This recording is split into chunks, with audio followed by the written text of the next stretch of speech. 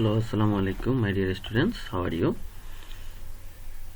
I am Muhammad Mastur Rahman Beg, assistant teacher, Lakers Public School and College. Today topics data and information. If you are told to look at the numbers 98, 100, 196, 50 and 95, you will be surprised and you will try to understand the meaning of this number. You will not understand anything whatever you try, but if you are told that these figures are the marks of Bangla, English, Math, Science, Bangladesh and Global Studies and Islam and Moral Education taken by a student of class 6 named me, then the meaning of this number will be clear to you. Here 98, 100, 100, 98, 50 and 95 are data. অর্থাৎ আমি যদি বিশ্লেষণ করি data জিনিসটা কি, তাহলে তোমাকে যদি আমি কিছু নাম্বার দিই 98, 100, 96, 50, 95, তখন তুমি একটা কনফিউশনে পড়ে যাবে। নাম্বার এতগুলো সংখ্যা দিচ্ছে কি কারণে, কি হতে পারে, কেন বা এগুলো হতে পারে। অর্থাৎ ডাটা হচ্ছে যার নির্দিষ্ট কোনো অর্থ বহন করে না, যাকে প্রসেস করলে আমরা ইনফরমেশন পেয়ে থাকি।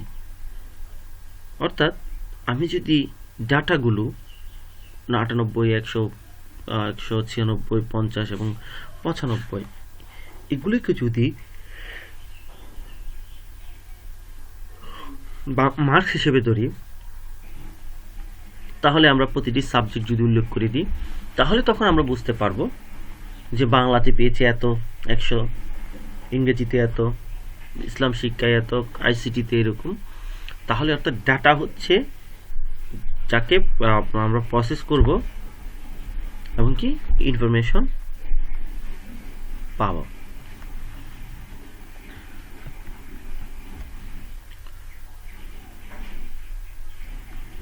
Here data without any background gives us no meaning. When you are informed that these are the numbers obtained by a student named Rumi, there will not get the meaning of this number. যেটা আমি তোমাদেরকে একটু আগে বর্ণনা করেছি, যদি রুমি নামের একজন মেয়ে এই নাম্বারগুলো সম্পর্কে সে বুঝতে পারেনি আসলে এটি কি, কেন, কারণ কিছু সংখ্যা দেখতেছে সে এখানে। Data and context together make information. If we always inform, we can get us some knowledge.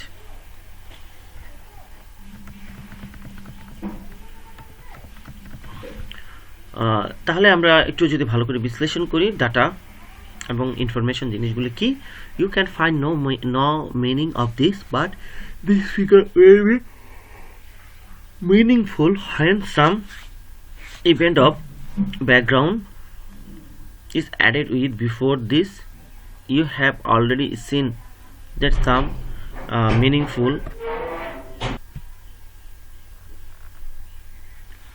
when some event or background is added with. Before this, you have already seen that some meaningless figure become meaningful when background was given.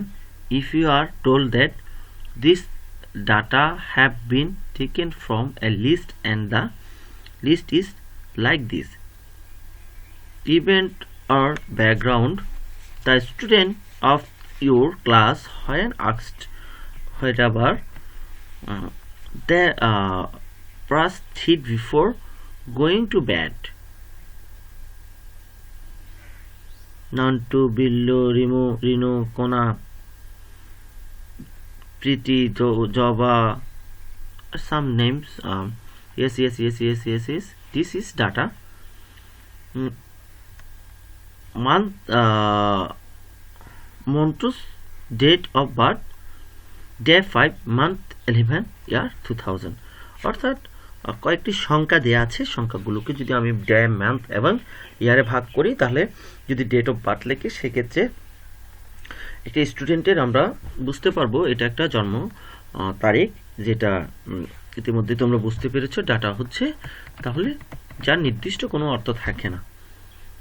Now the meaning of the above data has become clear to you, so we have understood that data becomes meaningful only when it is related to any event or background. Then we can use the meaning, and this is called information. অর্থাৎ ডাটাগুলোকে যখন আমরা process করব, নির্দিষ্ট একটা ছক বা কোনো লেখার মধ্যে রাখবো, তখন একটা সম্পূর্ণ ইনফরমেশন পাবো। যদি মনে করি, আমি যদি বলি মাকসুদ, অর্থাৎ এটা হচ্ছে কি, মাকসুদ একটা নাম হতে পারে বা অন্য কোনো কিছু হতে পারে। যখন আমি বলবো আমি মাকসুদ, আমি শিক্ষক লেখাস পাবলিক স্কুলের, এইভাবে যদি ব্যাখ্যা করি তাহলে সবাই বুঝতে পারবে এই নামের একজন শিক্ষক আমাদের স্কুলে আছে, যেটা আমাদের তথ্য যোগাযোগ প্রযুক্তি নিয়ে থাকে। এভাবে করেই মূলত আমরা ব্যাখ্যা বা বর্ণনাগুলো করে থাকি।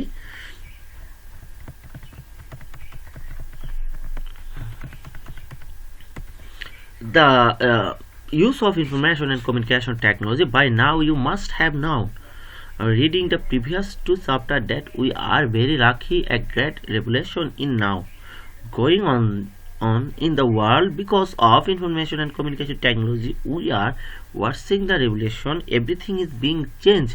If we wish, we can lead a new life, or we can engage ourselves in the work of changing the world. If we want to do that, we shall have to know about information and communication technology. We shall have to understand how it is changing our life. When you will grow old, you will a scientist or a technologist, and you may invite new item which will develop our country and the world in the field of information technology.